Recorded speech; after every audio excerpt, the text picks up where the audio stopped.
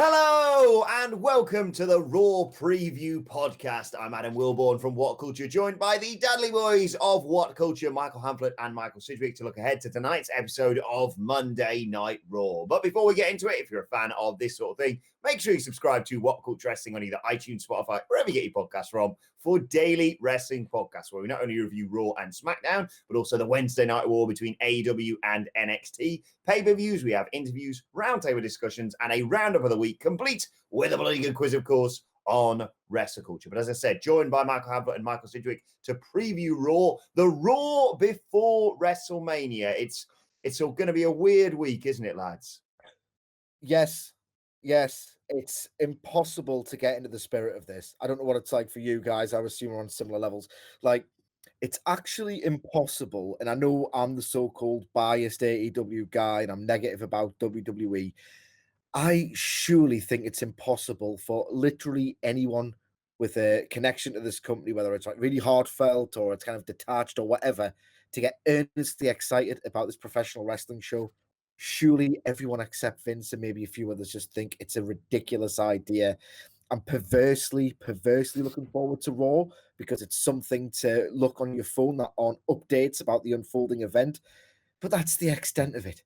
Surely. I think it's actually worse if you are connected to it. I probably, through this dreadful curse of a disease that I've got, can't tear myself away from WWE in the way that you're able to sometimes. And it's made harder when the product is the way it is at the moment. I've said this on other podcasts.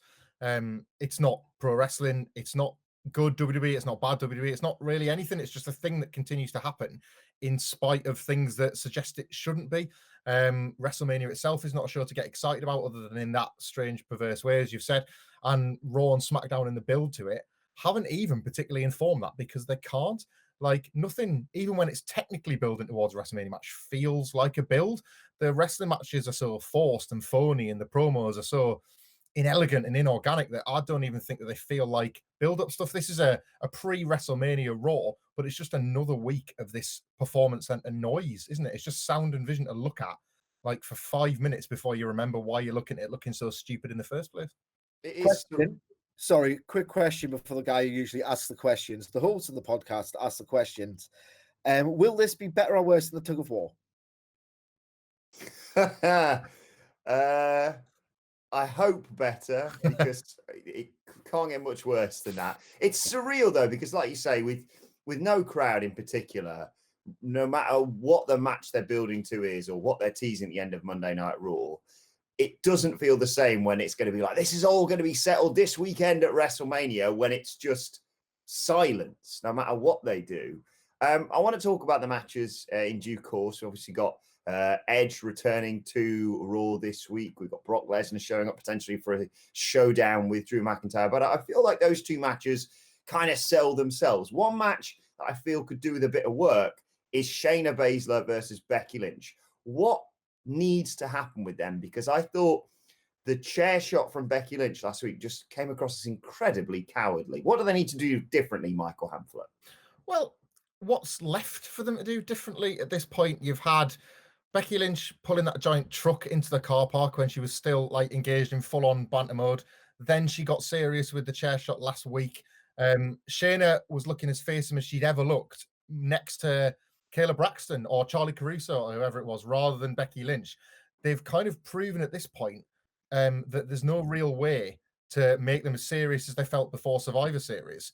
So I would argue, in spite of everything that this program could still get, that they should probably go with the most minimalist option, which is to just have that WWE video package, that perfect site of like WWE production done brilliantly, where you avoid the fact there's no crowd, where you avoid the fact that Becky is neither heel nor babyface in this feud, where Shayna's intimidation since Elimination Chamber has only been like, it's not been rendered obsolete, but it's nowhere near as high and impactful as it was back then.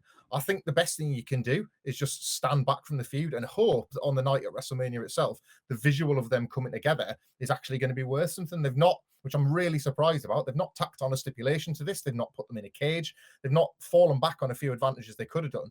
So at this late stage, I'd be surprised if they bother with anything.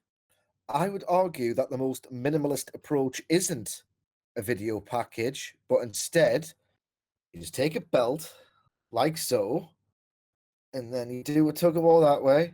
No, I'm going to win the title. No, I'm going to win the title. No, me. No, you. Cedric, when you got that belt out on camera, I got quite panicky there. I Yeah, thought me you were too. making a tug of war joke. That's Ultimately, who cares? I'm in that complete mode of mind right now. I mean, who could possibly care less? It's not as if like this feud was incredible, like Edge and Randy Orton, which we'll get to, and you're really disappointed by how it's now manifested in this bizarre empty gym era. This program was doing nothing for me. I think they did a cack-handed job of building Shayna Baszler. Then when they overcompensated, they annoyed quite a lot of the fan base, thus getting her over to very few people other than us because we liked her in NXT a great deal. Becky Lynch is actually incredibly unlikable now, like very, very unlikable. So, like this, I know Wilbourn, ever the optimist, is often fond of saying, "How can WWE save this?" It's literally unsalvageable. This one really is. I can't imagine a single thing they can do tonight that will make you one excited about a program that, under ideal conditions, they've kind of botched, and under significantly less than ideal conditions, isn't really going to get over, much like nothing else is. Do you know what? For once, I'm inclined to agree with you because you're not going to have Shayna Baszler standing tall over Becky Lynch ahead of WrestleMania, I sense, and you certainly shouldn't have it the other way around. I think the only way to salvage this is simply having Shayna Baszler destroy Becky Lynch at WrestleMania and win the women's title. But I'm getting more and more concerned that that may not be the case. I think, but I just want to say a salvage job, if you're not going to specifically talk about the feud. Cedric makes a good point about, did Baszler effectively get over before crowds disappear? They could be clever with their use of clips, and you could see some Shayna Baszler from NXT to understand why she is the threat that she is. But I fear what they'll actually do is replay the main event of Elimination Chamber and wind people up all over again. It's going to go 10, 15 minutes of television time, and they've shown that like those longer form matches help them. But to show that old Shayna Baszler that everybody loved on NXT would be a great service to this feud. This is such a bizarro world landscape that we're in right now that I've always hated a lot of the rhetoric that you see on the Squared Circle and on Twitter. Like, oh, why don't you bring this back? Everything will magically will get better if you bring such and such X thing back. Like, obviously, my least favorite is the SmackDown Fist, as if the SmackDown Fist used to book the show, which obviously we know is not what happened. We bring back the SmackDown Fist. It had some good ideas. Really good at getting guys over that goddamn inanimate object. But bring back the Lion's Den. Yeah. Bring back the Lion's Den match. It's like a perfect, like match to get over. Or better yet, remember the dungeon match? Yeah. Meant to mimic Stu Hart's dungeon, or it might have actually been in it. I can't remember. My memories aren't like that vivid. But just something that looks like it really hurts and it could viably happen in real life if they announce a stip. If they step this one up with like a unique stipulation that we've not seen in ages, they could trade on our affection for an old stipulation like a Lion's Den or a dungeon match, because they're not going to get anything out of the actual program nor the performers in it. Well, you say that, but they're just going to announce a First Blood match, aren't they? Let's be honest. Making people bleed in an empty building. Right, let's talk about Brock Lesnar and Drew McIntyre, a match that doesn't really require any more build, but I'm sure they'll give it tonight with Brock Lesnar being there on Monday Night Raw, potentially a showdown between the two men. Michael Sidgwick, did you see that spectacular package that BT Sport put together of Drew McIntyre training back in Scotland like some sort of Rocky montage? Lesnar! God. That's what he said, isn't it? Yeah. He sounded like that. Sorry, I apologize profusely for that impression that I'm sure Andy Murray would actually go as far as to say was racist. Sorry about that. Yeah, I did see it. I thought it was exactly the tone that they needed to strike ahead of WrestleMania. Not that it's going to matter, because WrestleMania is going to be absolutely awful.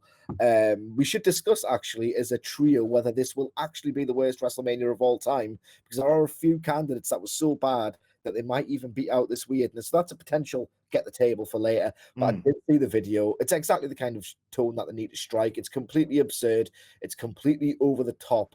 It's so cinematic that it verges on the ridiculous, but at the same time, it's a bombast. You can imagine that feeding into his entrance in the stadium and any other normal WrestleMania. I really enjoyed it.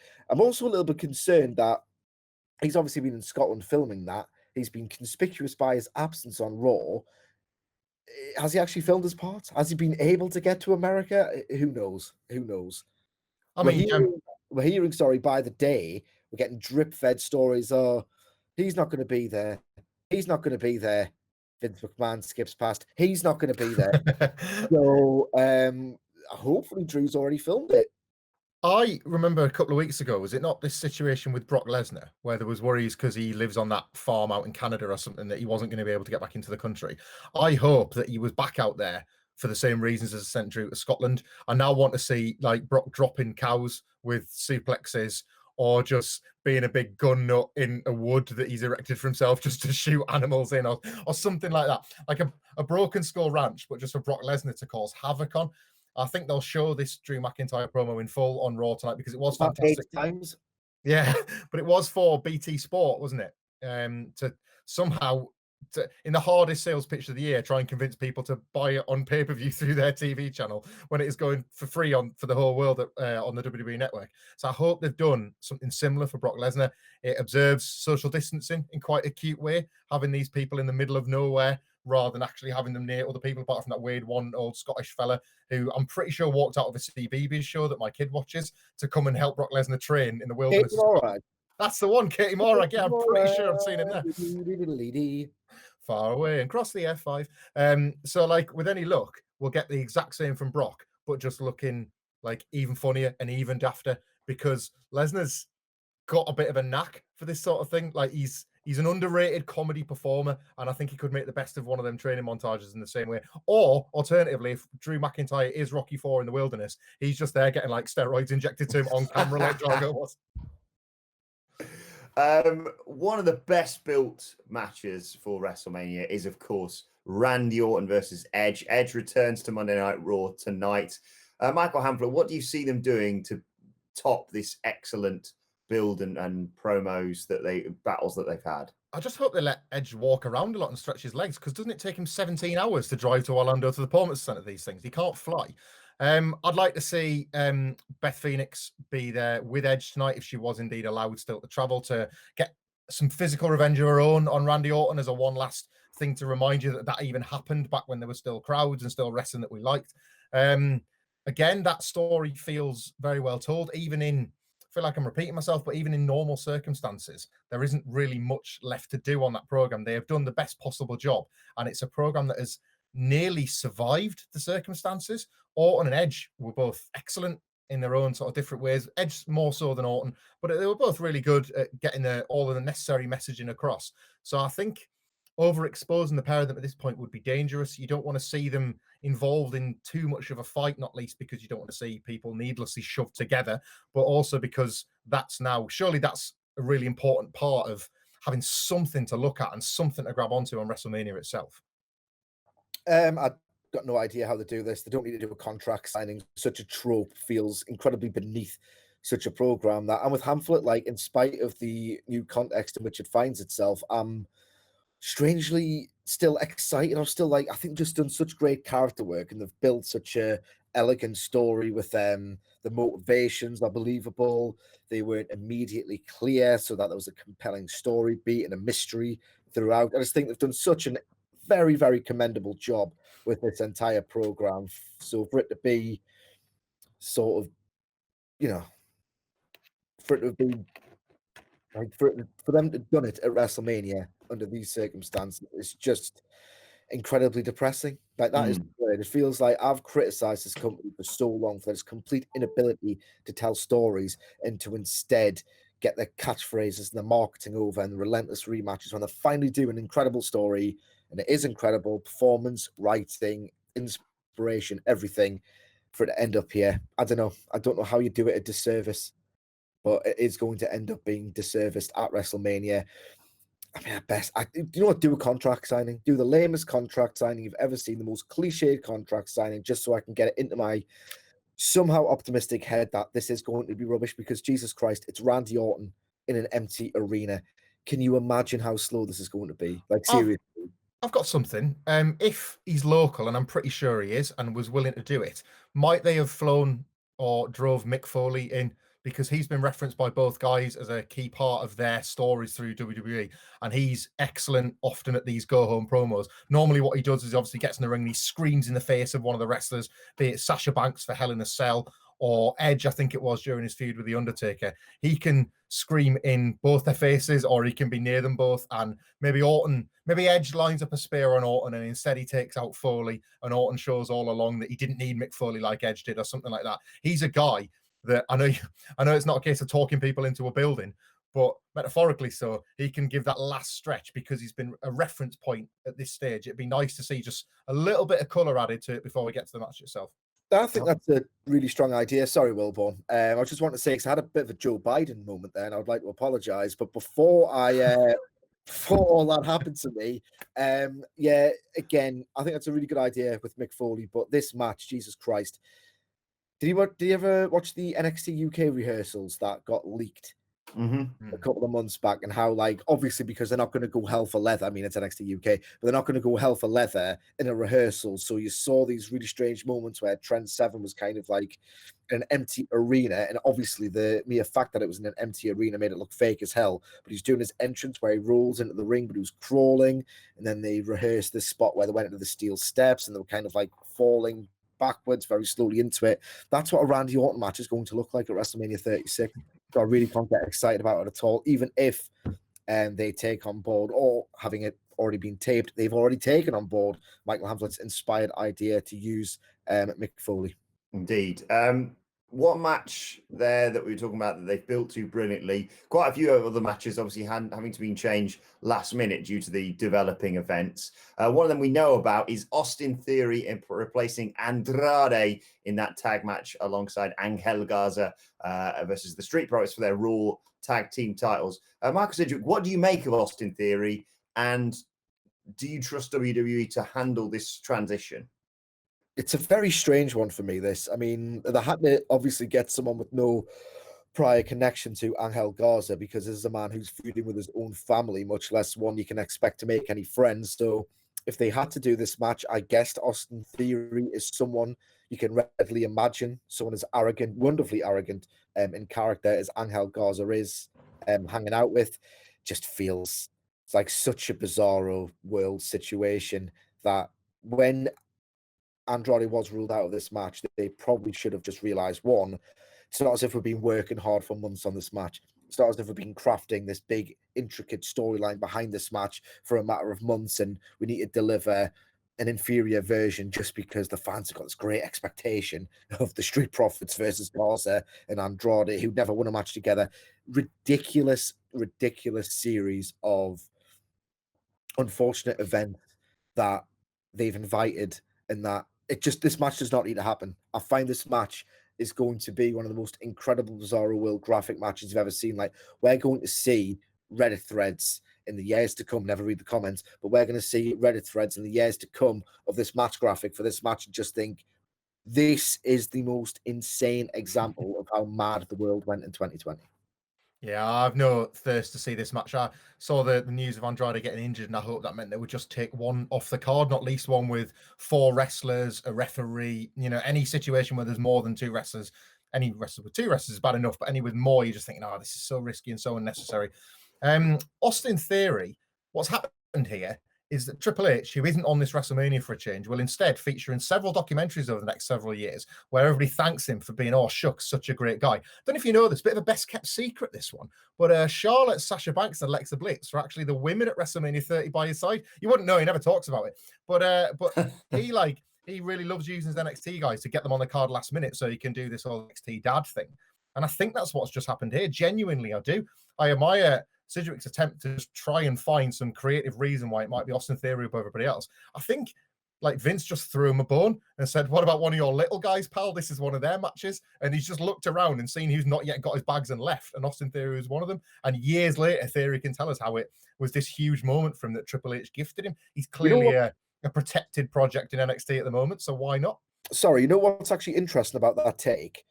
Is that according to, I believe it was Dave Meltzer, in fact, and this is quite an indictment of how Triple H is perceived by management, given the rumors of what was kind of unanimously agreed upon to be a demotion, is that, in fact, Paul Heyman was very high on Austin Theory. You can tell by the way he's being presented on NXT, given his age and this push, and given how much more senior talent is ahead of him in the pecking order, or was, that he is very much a company project. But apparently it was a Paul Heyman call. He's high on Austin Theory, which is sort of an indictment of how, given that was an NXT guy needed for the role, that it wasn't Triple H's decision, reportedly.